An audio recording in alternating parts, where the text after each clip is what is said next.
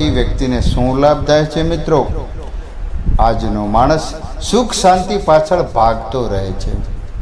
પોતાના ઘરમાં શાંતિ રહે તે માટે સતત સફળતાની વારંવાર કોશિશ કરતો રહે છે. પણ જો મિત્રો તમારા ઘરનું વાતાવરણ અશાંત રહે કે ઘરમાં ઝઘડા કંકાસ થતા હોય, ભાઈ ભાઈમાં કે બહેન ભાઈ વચ્ચે કે માતા પિતામાં કુટુંબમાં એકબીજાના મનમાં જો કંઈક ને કંઈક કચાશ રહેતી હોય, એકબીજાના મન ન મળતા હોય, ઘરમાં અશાંતિ હોય, તમારો વેપાર ધંધો ના ચાલતો હોય, કોઈ જગ્યાએથી આવક ના આવતી હોય, સગાવાલામાં સામાજિક ક્ષેત્ર વેપાર ક્ષેત્ર તમને કોઈ પણ દુશ્મન હોય કે કોઈ હાઈકોર્ટ કચેરીમાં પ્રોબ્લેમ હોય, તમે બધી જ જગ્યાએથી ફસાયેલા હોવ અને મિત્રો તમારા જીવનમાં ઘણી બધી મુશ્કેલીઓ આવ્યા જ કરે છે અને બધી જ મુશ્કેલીઓમાંથી, ઘરના કંકાસથી, તમારા દુશ્મનોમાંથી, કોર્ટ કચેરીમાંથી અને ધંધામાં સારી પ્રગતિ કરવી હોય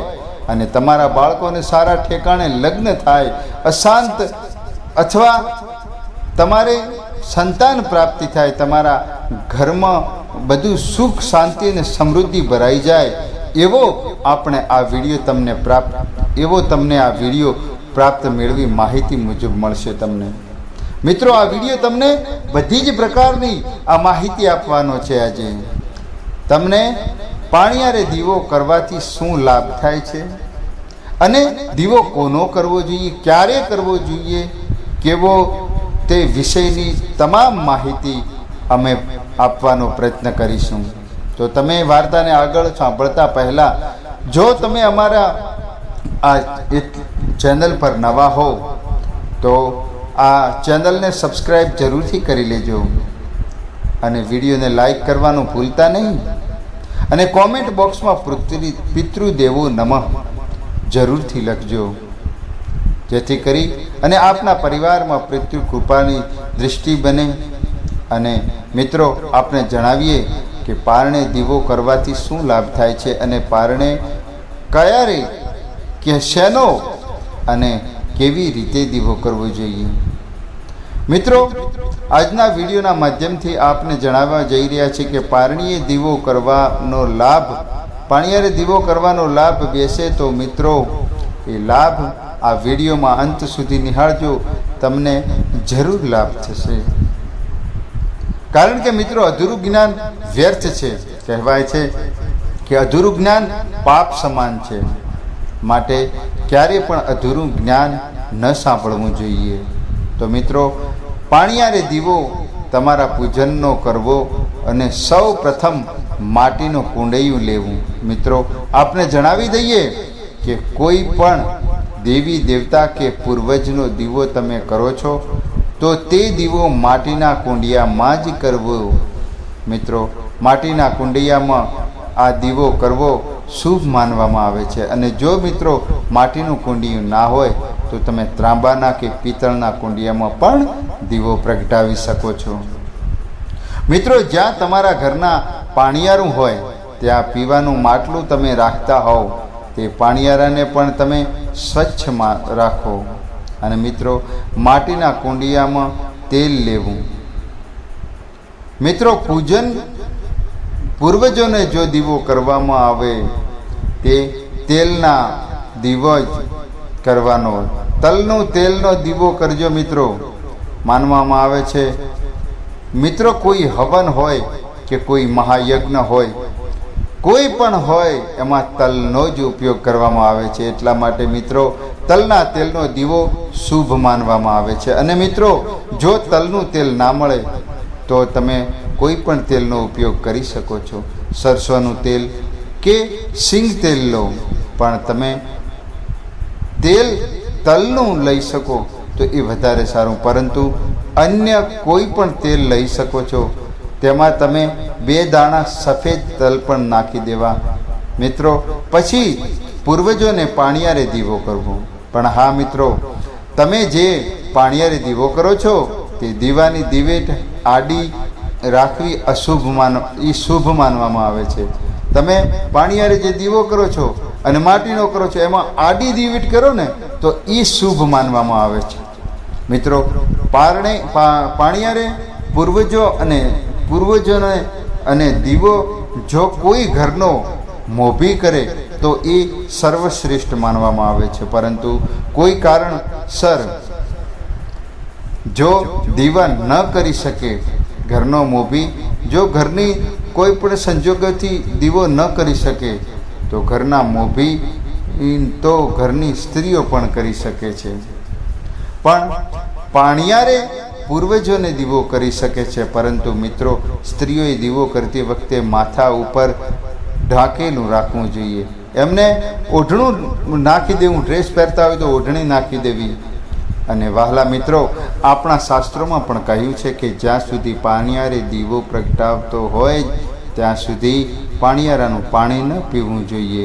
તમે પાણિયારે દીવો કર્યો છે અને ત્યાં પિતૃઓ આવ્યા છે ત્યાં સુધી તરતા છે, માટે ત્યાં સુધી માટલામાં પાણી પીવાનું ન જોઈએ. અને વાલા મિત્રો, આપણે જણાવી દઈએ કે રાશિ પ્રમાણે પણ દીવો કરવાનો અનેક પ્રકારના ફાયદા છે. જેમ કે મેષ તથા વૃષભ રાશિના જાતકોની કુંડળીમાં 12મા સ્થાન પર રાહુ મહારાજ બિરાજમાન હોય છે, તો તેમણે નિત્ય દીવો કરવો જોઈએ અને તે પિતૃઓને સાચી શ્રદ્ધાથી એમને પ્રાર્થના કરવી જોઈએ. અને મિત્રો, મિથુન તથા કર્ક રાશિના જાતકોને જો 4થા સ્થાનમાં, 6થા સ્થાનમાં, 8મા સ્થાનમાં અને 12મા સ્થાનમાં કેતુ મહારાજ હોય છે, તમારે પણ પિતૃઓની પૂજા કરવાની. અને કર્ક, સિંહ અને તુલા રાશિના જાતકો પણ 4થા, 8મા અને 12મા સ્થાનમાં રાહુ મહારાજ અને કેતુ મહારાજ બિરાજમાન હોય છે, તો પિતૃઓને દોષ છે એવું માનવામાં આવે છે. મિત્રો, ઘણા લોકો એવું પણ કહે છે કે તમને પાણિયારે દીવો કરવાનું ફળ શું પ્રાપ્ત થાય? કાંઈ પ્રાપ્ત નથી થતું. મિત્રો, આપને ઉપર જણાવ્યા મુજબ 41 દિવસ પ્રતિદિન પાણિયારે પૂર્વજોને દીવો કરવાનો છે અને દીવો કરતી વખતે ઓમ નમો ભગવતે વાસુદેવાયનો જાપ કરવાનો છે. એનાથી ઉત્તમ ફળ પ્રાપ્ત થાય છે. અને મિત્રો, પિતૃ મંત્ર પણ જાપ કરવો, ઓમ પિતૃદેવાય નમઃ.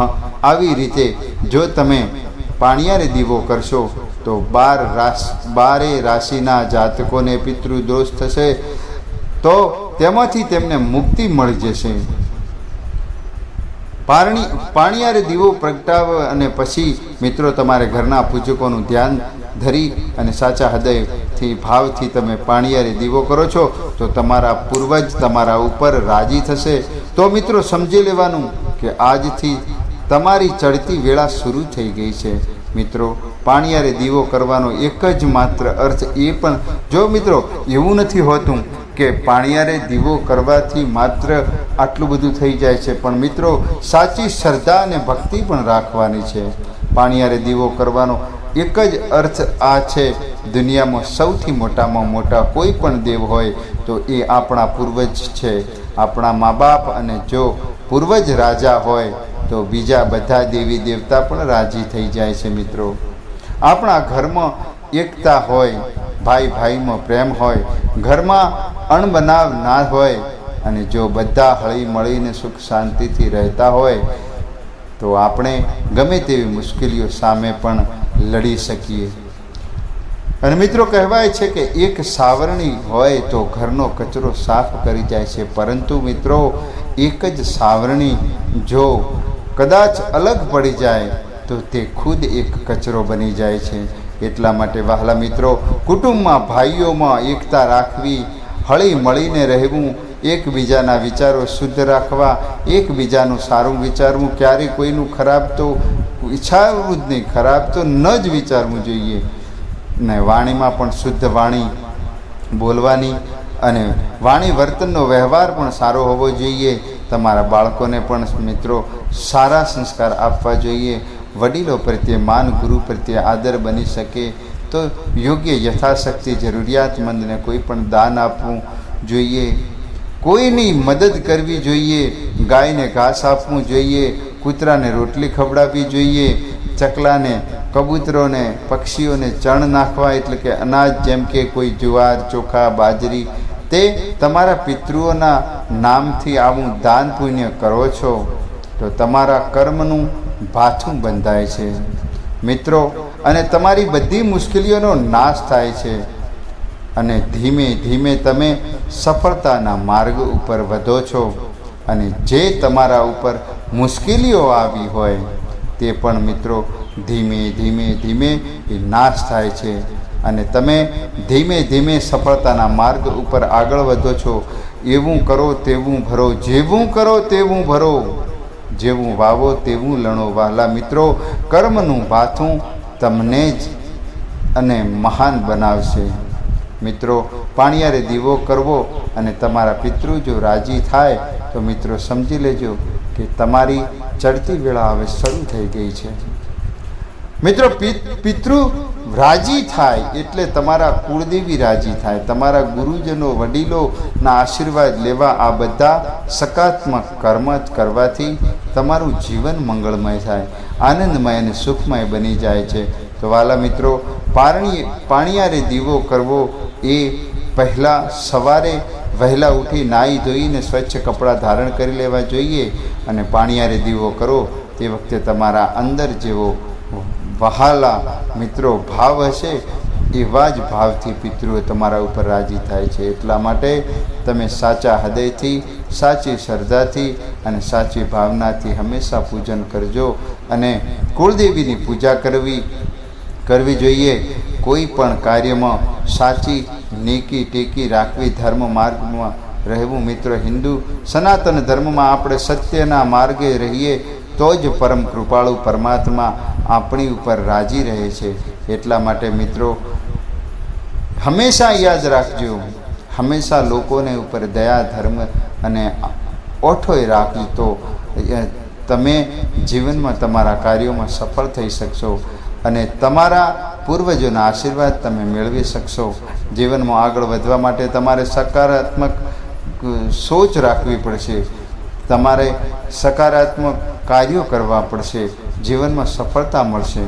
મિત્રો, રસોડામાં જો પાણિયારું હોય તો ત્યાં માં અન્નપૂર્ણાની પણ પૂજા કરવી અને પૂજા થાય એ માટે માં અન્નપૂર્ણાનો પણ દીવો ત્યાં કરી શકાય છે, જેથી માં લક્ષ્મી અને માં અન્નપૂર્ણાના આશીર્વાદ સદાય તમારા પર બની રહે છે.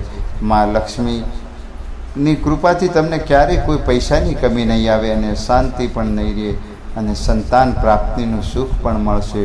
ઘરમાં સુખ, શાંતિ અને સમૃદ્ધિ આવશે. તો મિત્રો, આજનો વિડીયો અહીંયા પૂર્ણ કરીશું.